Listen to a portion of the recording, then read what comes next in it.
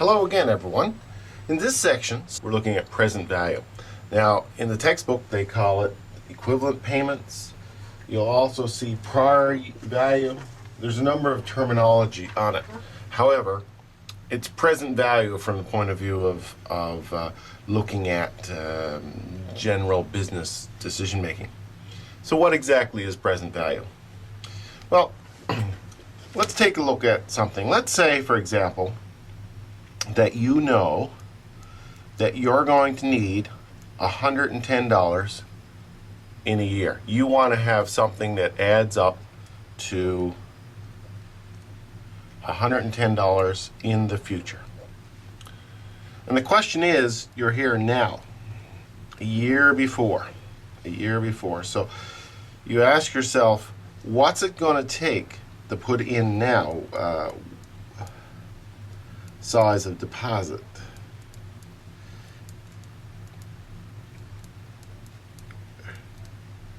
So we have to ask ourselves, what size of deposit is required? Well, you know, that really depends on a lot of factors. Again, time comes into it. The longer it's in the bank, the more it will grow, or the longer lead time you have, the less money you need on this side. And it depends on the rate. So there's a rate issue. So it's really no different than anything we've looked at before. However, we're approaching it from a different perspective. We're approaching it from, we know what we need in the future. What do we need to put in now in order to make sure we have that amount in the future? And this is why it's often called equivalent values. Is you know, what's $110 in a year worth now? What's the equivalent value of $110 worth now? Well, we've seen, we've used this formula here. I'll just write it up here. S equals P1 plus RT. And effectively, that's our future value formula. And we've seen that in the previous example. So our future value formula is there. And what we're trying to do is we're solving for S. Well, in the case of present value, which is what our focus is here now, what we want to do is to solve for P. So we need to make P equal to something. So essentially it is exactly the same formula, but the thing is we're solving for P. So you can rewrite the formula in order to be able to come up with the value of P then. So simply rewriting the formula, then we take the S over 1 plus RT. So this is the formula that we're going to be concerned with regards to present value. Let's put some numbers on this example that I've got here. Let's assume the rate is 10%, and let's assume the time period is 1 year. So we'll just plug the numbers in here. So the present value, which is this now amount, so P equals the S, and in our case, the S equals 110. We've seen that here. Over 1 plus the rate, which is 0.10, 10%, times, I'll put that in brackets, 1 year. So the time is 1. This effectively then, P, is 110 over 1.10. P equals 100. So what this is telling us is that the present value, what we need to put in the bank now, is $100. And if it earned a rate of 10%, we would have the equivalent of 110. So, in terms of equivalent values, then to say $100 now is worth the same as $110 in the future at a rate of 10% in 1 year. So this is exactly the opposite of the present value, of the future value that we looked at originally. So the present value and the future value are opposites one. Our future value is looking at what the value is going to be at some time in the future. Present value is looking at what the value is now. If we know the value in the future, we need to be able to come back to what is it now. So that's very important to understand. All the problems that relate to that kind of focus around that. So what I want you to do is to take a look at 6.4. So we'll take a look at a few of these in. Now 6.4 is on page 206. And the first, let's take a look at number 1. in terms of number one, then, what amount of money paid today is equivalent to $560 paid 5 months from now if the money can earn 3.75% per annum? So that's the basic gist of the problem. So we've got we're looking for the present value, so P is a question mark. The S is the future value. I'll just put F equals that. That's $560. We have the rate. Rates at 3.75%, which is 0.0375. Got to convert to a decimal. And the time is 5 months, so that's 5 over 12, right? Because it's a portion of a year. So we can simply plug that into the formula, so that the formula for calculating the present value is P equals S over 1 plus RT. And in this case, it's 560 and 1 plus 0.0375 times 5 over 12. And if we crunch that, if we crunch the numbers onto that, that will come to $551.38. So in other words, if we had $551.38 now, it would grow to $560 in 5 months at 3.75%. Or we could argue that if we needed $560 in 5 months' time, how much money would we have to put in the bank now at that rate and time in order to accumulate $560? Well, $551. Let's take a look at number 3, the next one. Now, number 3 is a different problem. It says, what payment 174 days from now is equivalent to 5230 paid today? So 5230 today is the present value, right? So we're looking for the future value, S in this case. So we're really trying to say, what's it going to be worth in the future? So, and again, it's 5.25%, and 5.25% is 0.0525, and the time is days, and that's 174 days divided by 365 to give us the year. So in this case, we've got to use the old formula, which was we're trying to calculate S here. So S equals P outside of 1 plus RT. So S equals 5230 times 1 plus R at 0.0525 times 174 over 365. I'm going to put that in brackets. So we do this calculation first.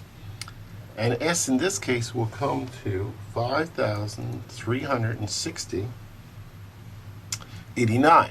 So what this is saying is now is 5230, and at 5.25%, 174 days.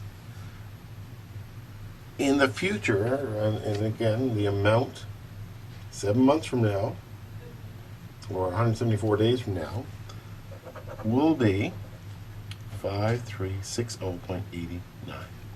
So that's number 3. Number 5. Number 5 says, what amount paid on September 24th is equivalent to $1,000 paid on the following December 1st if the money can earn 5%? So what amount paid, so we're looking for an amount here, on September 24th is equivalent to 1,000 paid on the following December 1st. So the future value in this case is 1,000. In other words, it's $1,000 sometime in the future, and it's 5% is the rate. Now the time runs from September 24th to December 1st. So again, we are bit of a stretch there. We got to be able to calculate the number of days. So we go to our little table, our little counting table for days. And if you look at the counting table for days that we looked at previously, September 24th is the 267th day of the year. December 1st is the 335th day of the year. So that's 68 days. So the time then is 68 divided by 365. So what we need to do is we are going to calculate for P this time equals S over 1 plus RT. P is 1,000 divided by 1 plus and 0.05, 5%, times 68 days, 365. We find that P then is, for 5, 990.77. So essentially what we're saying is on December 1st, we want $1,000 there. September 24th, we would have to be able to put in the bank $990.77, and that would grow $2,000 on December 1st at 5% for those 68 days. Just to kind of look at something different, all the ones there in between are pretty much the same. Number 9, what annual rate of return? So in this case, we're looking for the rate. We don't know what the rate is. Would money have to earn for 1975 to be the equivalent to 1936 paid 100 days earlier? So in this case, the higher amount is the future value, so S equals 1975. You got to think money grows, so the future value is there. The present value then is 1936.53, and the time in this case is 100 days, so 365 days in a year, so that gives us a portion of a year. So we've got this set up here now where we're looking for R. Now again, what you need to be able to do here is have a decent knowledge of algebra in order to be able to manipulate this around. I'm just going to plug the numbers into our P equals S over 1 plus RT formula here. We know P at 1936.53. We know S at 1975. We know the 1 plus, and the R is an unknown, and the T 100 divided by 365. So that's what we have in terms of the formula. So we're going to solve for R. Now, in order to do that, we can do the magic here of algebra, and we'll take 1975 and divide it by 1936, and that will give us 1.0198. So what we do is take 1975 and divide it by 1936.53. So we divide that by that and that by that, and that effectively will cancel out to 1975. So that's 1 plus R plus 100 over 365. And then, well, we can subtract 1 off each side. So if we subtract 1 off this side, that's 0. And the reason I'm subtracting 1 is to get rid of the 1 plus here. If I do it to both sides, it's equivalent. So 0.0198.